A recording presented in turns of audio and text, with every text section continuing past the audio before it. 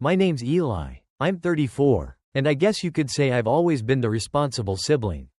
Not the favorite, not the rebel, not the golden child, just the one who showed up on time, paid my bills, and remembered everyone's birthday. I work in finance, live alone, and I don't really make a fuss about much. My family? They're loud, close-knit, but only in a performative way. They're excellent at pretending everything's just peachy while sweeping every real issue under the rug. And me? I've always been sort of adjacent. Involved, but not embraced. The kind of guy you invite to weddings but never ask to be in the photos. Present, but always peripheral. Growing up, my younger brother Mason was the star. Charismatic, reckless, the kind of person who could set the house on fire and still be told how creative he was. He had this smug charm that my parents adored like it was candy. Even when he dropped out of college, blew through 2 jobs, and ended up moving back home at 28, they defended him like he was the second coming of Einstein.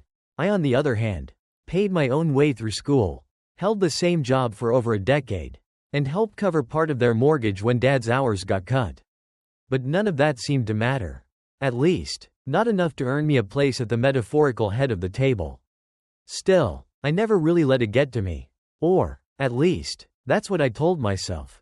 I kept my head down, sent the checks, replied to the group texts, showed up for the holidays, and smiled through the small jabs that always came disguised as jokes.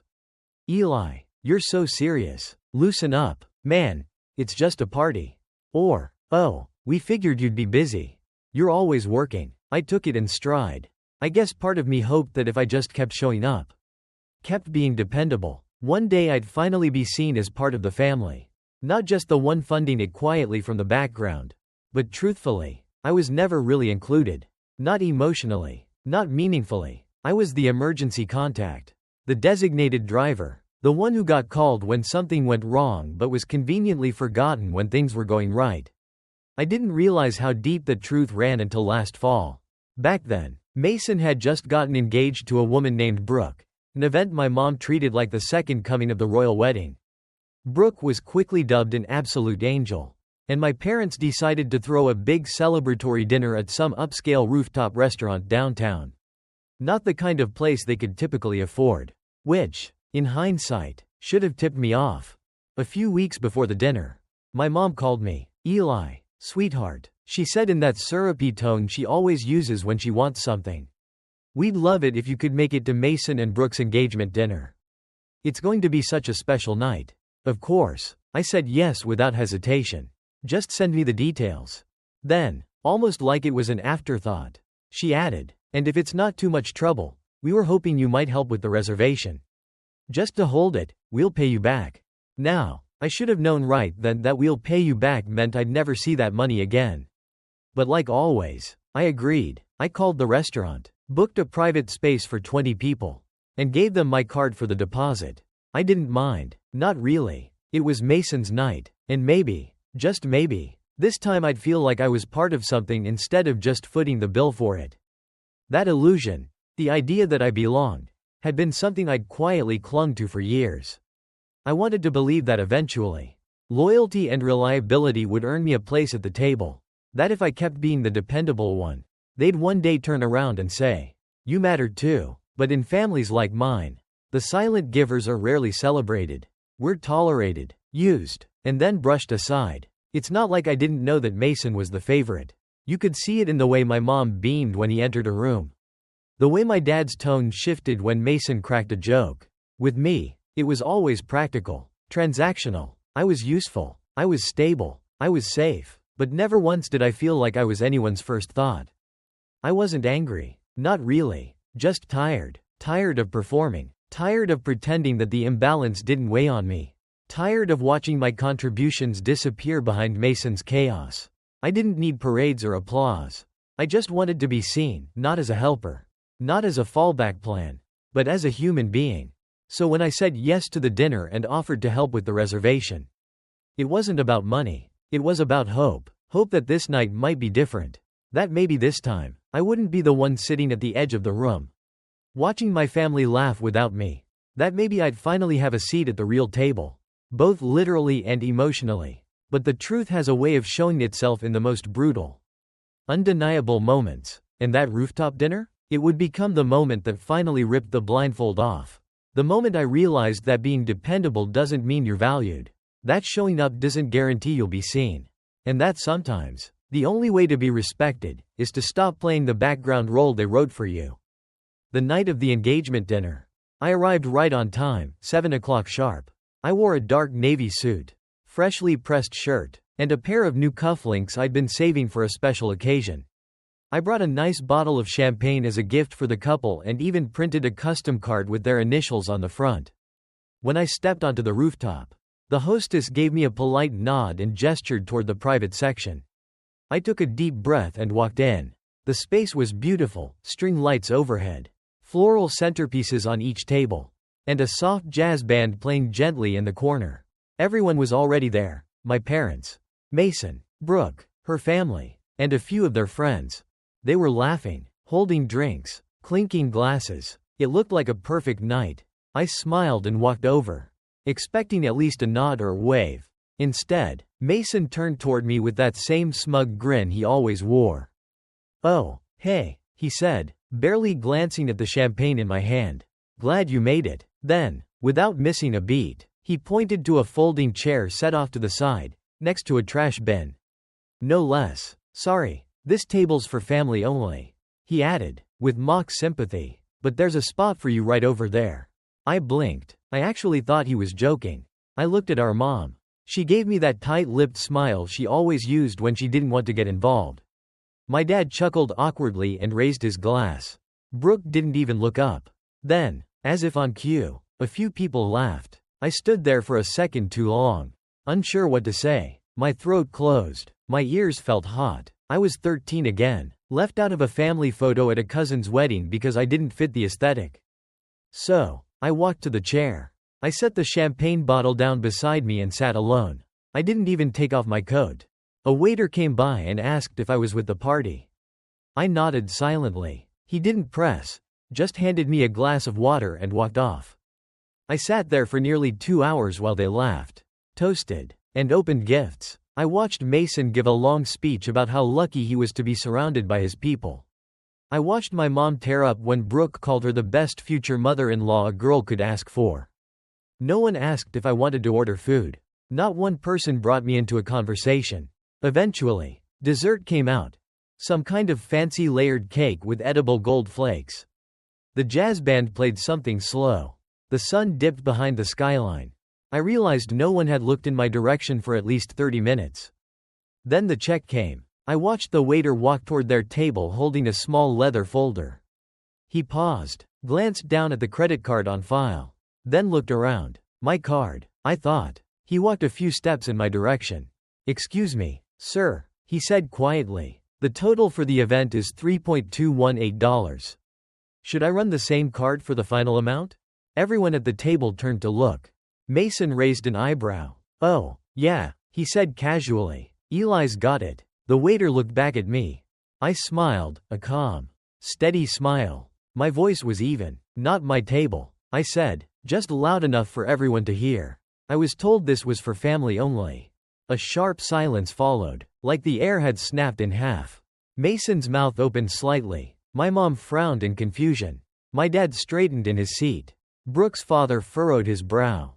The waiter hesitated. "Sir, you made the reservation," he said. "I did," I replied, "and I paid the deposit. But I'm not with them. I'm over here, at the side table." I stood, picked up my coat, and nodded toward the trash bin. Where I belong, apparently. You could hear the thud of jaws hitting the floor. For a moment, no one moved. The waiter stood frozen, holding the bill like it was radioactive. Mason looked stunned. My mother's eyes narrowed, scanning me like she was trying to solve a puzzle. "Wait, Eli," she said, her voice low and shaky. "What are you doing?" I shrugged, following the seating chart. "Mom, Mason said this table was for family only." I assumed that meant I wasn't included. I looked at the waiter. "I didn't eat. I didn't drink. I wasn't welcome, so I won't be paying." "Don't be ridiculous," Mason snapped, his smirk cracking into something colder. "It was just a joke." "Man, lighten up. You always take things too personally." The room went quiet. Even the band seemed to be winding down into an awkward silence. All eyes were on me. For the first time in years. I didn't shrink beneath them. Yeah, I said, slowly. That's the problem. You all think it's a joke. As long as it's at someone else's expense. Brooke looked confused, like she was only now realizing something real had happened. Her father, quiet until then, turned sharply to Mason. You invited this man to your engagement dinner and sat him next to the trash can? Mason scoffed and looked to my mom for support. She straightened in her chair. Let's not blow things out of proportion. Eli's just being dramatic. He's always been sensitive. I almost laughed. That was her line, her favorite way of deflecting. He's tired. He's overreacting. He's just sensitive. Any excuse to avoid admitting something cruel had happened, and that they let it happen. I walked out of the restaurant without a word. I didn't take the elevator, I took the stairs. Each step was fueled by a mix of adrenaline, disbelief, and something I hadn't felt in years, clarity. Outside, the night air hit like a slap, sharp and bracing. I loosened my tie and just kept walking. I didn't know where I was going, but I knew I wasn't going back upstairs. I figured that would be the end of it. Maybe a few awkward calls. Some half-hearted apologies. Maybe they'd sweep it all under the rug. As usual. But I had no idea how deep the consequences would go. Later that night, long after I got home, still in my suit, still holding that unopened bottle of champagne like some kind of ghost limb, my phone lit up.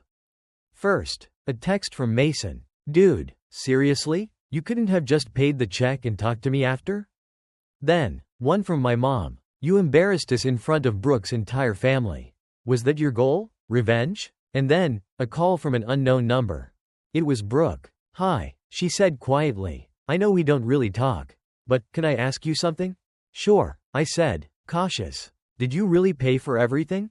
The deposit? The flowers? All of it? I paused. Yeah. Silence on her end. Then she spoke again. They told my dad you offered.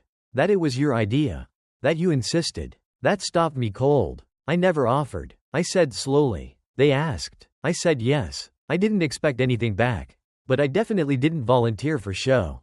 Brooke sighed. Well, my dad's furious. He thought it was a kind gesture from you. But now he says he would have never agreed to that venue if he'd known it was being paid for by someone they basically shoved in the corner. I didn't respond. He said Mason and your parents made him look like a fool.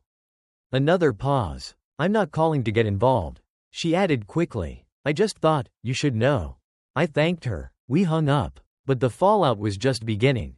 Over the next few days, things escalated faster than I could have imagined, and not in the way my family had probably expected. It started with the group chat. You know the one, family thread that normally lit up with birthday messages, blurry holiday food pics, and happy Friday texts from my aunt. It had gone silent since the dinner. But suddenly, it came back to life. Mom. Eli. We need to talk. Call me when you have a minute. Mason. You seriously messed things up with Brooke's family. You owe us a fix. Dad. This is getting out of hand. Just apologize and let's move on. I didn't respond. Because the truth was, it wasn't just about the chair. Or the check. It was about everything that had come before. Years of being treated like the safety net. The backup wallet. The silent chauffeur. The reliable disappointment. Now that I'd finally said no. They didn't know what to do with me. What made it worse, or better, depending how you look at it, was that Brooke's father, Mr. Whitaker, apparently wasn't the type to forget public humiliation.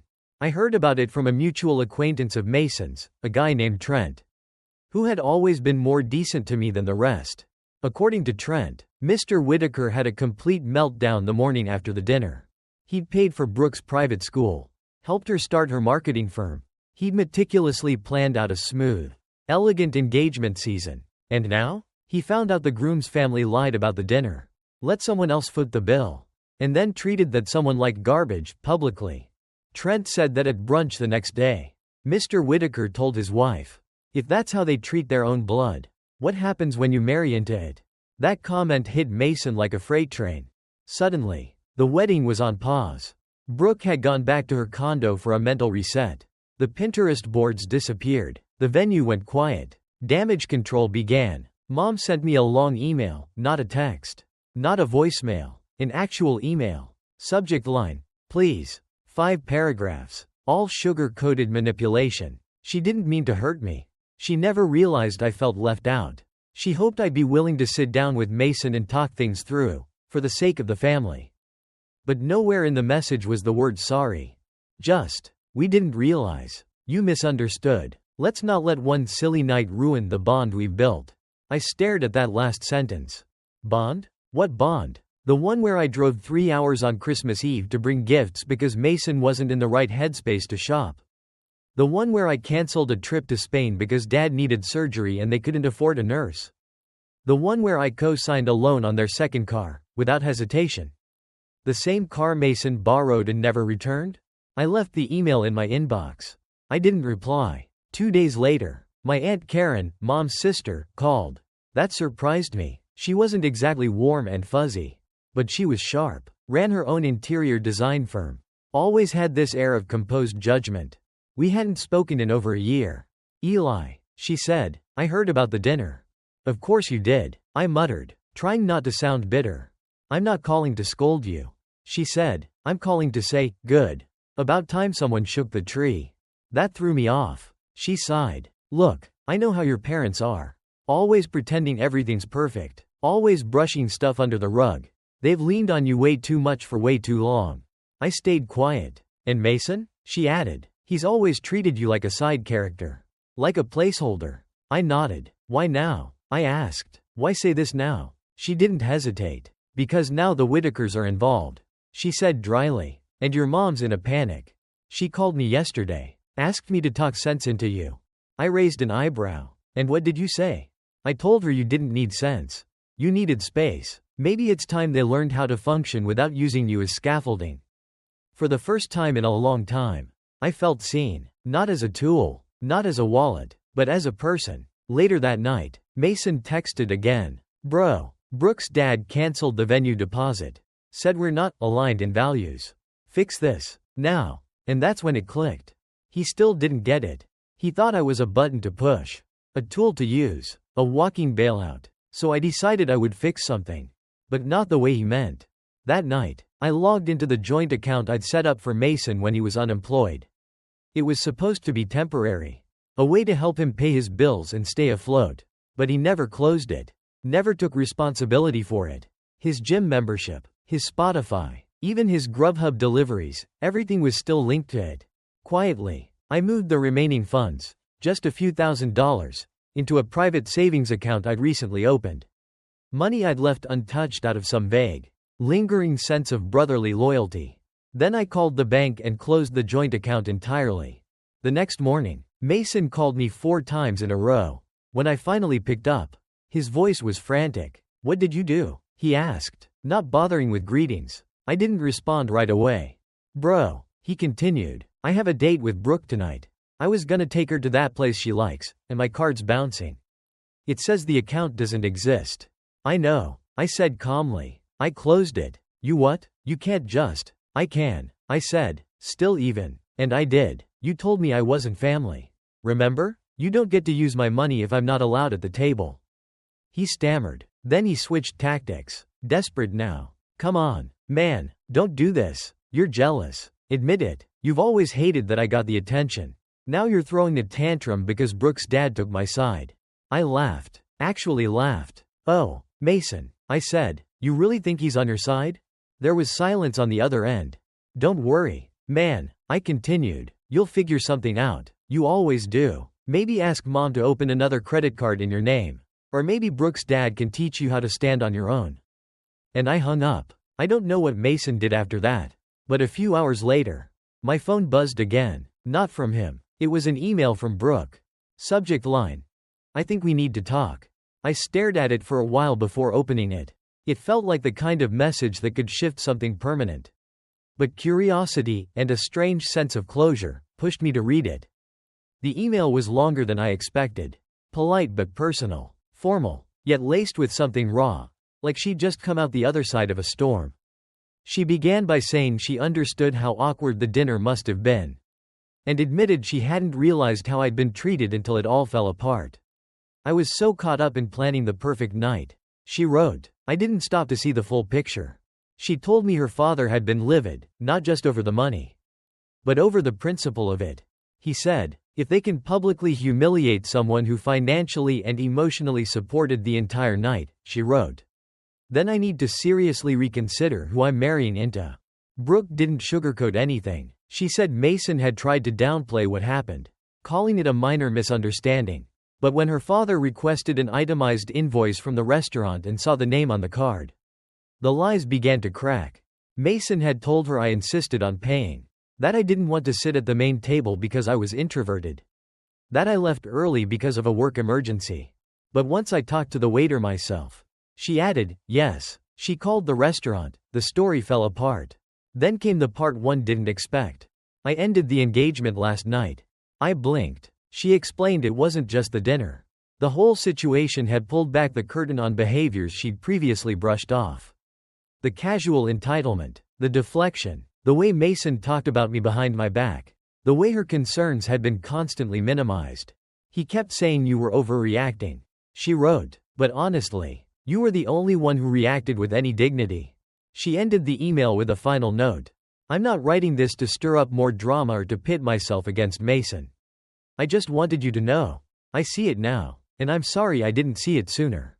I sat there for a long time, rereading it, not because I didn't believe her, but because I wasn't used to being believed, not by anyone in that circle. The next few weeks were quiet. The family group chat died completely. Mason tried calling twice more. I didn't answer. He stopped trying after that. Through the grapevine, I heard he'd moved back in with our parents. Brooke had returned the ring. Her dad canceled the venue and sent out a formal notice to all the vendors. A few of Mason's friends dropped off the map too, apparently. They'd been riding his connection to Brooke's firm. I figured that would be the end of it. I was content to let it fade. But then one Sunday morning, there was a knock at my door. It was my mother. She stood on the porch holding a Tupperware container of lasagna like it was a peace offering. Her eyes were puffy, her makeup thin. I didn't say anything, just opened the door a crack and waited. I brought you dinner, she said. I didn't reach for it. I just want to talk. No excuses. That part surprised me. I let her in. She sat at my kitchen table like she used to when I was a kid. Same nervous fingers, same forced smile, but no passive-aggressive comments. No, he didn't mean it. No, you're just tired. She cleared her throat. I owe you an apology. I crossed my arms. Just one? Her face tightened, but she nodded. Fair, probably more than one. She took a breath. I didn't see it, not because it wasn't there, but because I didn't want to see it. Mason's always been loud. He takes up space. And you never asked for anything. You just did. You handled things. You showed up. She looked down. I guess we started treating you like a safety net. Something we assumed would always be there. That's the thing about safety nets. I said, people only notice them when they're falling. Never when they're climbing. Her lip trembled. She looked away. Your father and I were wrong. We let Mason get away with too much. We let him treat you like less. I said nothing. I know I can't undo that. I know a lasagna and a sorry won't fix it. But I want you to know, I see it now. And I'm sorry. For the first time in my life. She wasn't dodging. She wasn't defending Mason. She wasn't brushing me aside. She was just sitting there, owning it. I nodded slowly. Thank you. We didn't talk long after that. She left the lasagna. I walked her to the door. She didn't ask me to call Mason. Didn't push. She just said, take care of yourself, and drove away. Things didn't magically repair after that. But they didn't get worse either. My parents started texting me separately, short, respectful messages. My mom invited me to Thanksgiving. Gently. Only if you feel up to it. I haven't decided if I'll go. Mason, from what I hear, is working part-time at some startup he hates. Living rent-free. Avoiding mirrors. Probably. As for me, I took that postponed trip to Spain. I bought new noise-canceling headphones. I read books on boundaries. On quiet strength. On emotional recovery. I even started seeing a therapist. Not because I'm broken, but because healing doesn't come from waiting for someone else to say sorry. It comes when you look in the mirror and say, you deserved better. And you gave it to yourself. So no, I didn't pay the bill that night. But I finally cashed in years of silent debt. And for the first time in my life, I'm not sitting next to the trash can. I'm at my own table.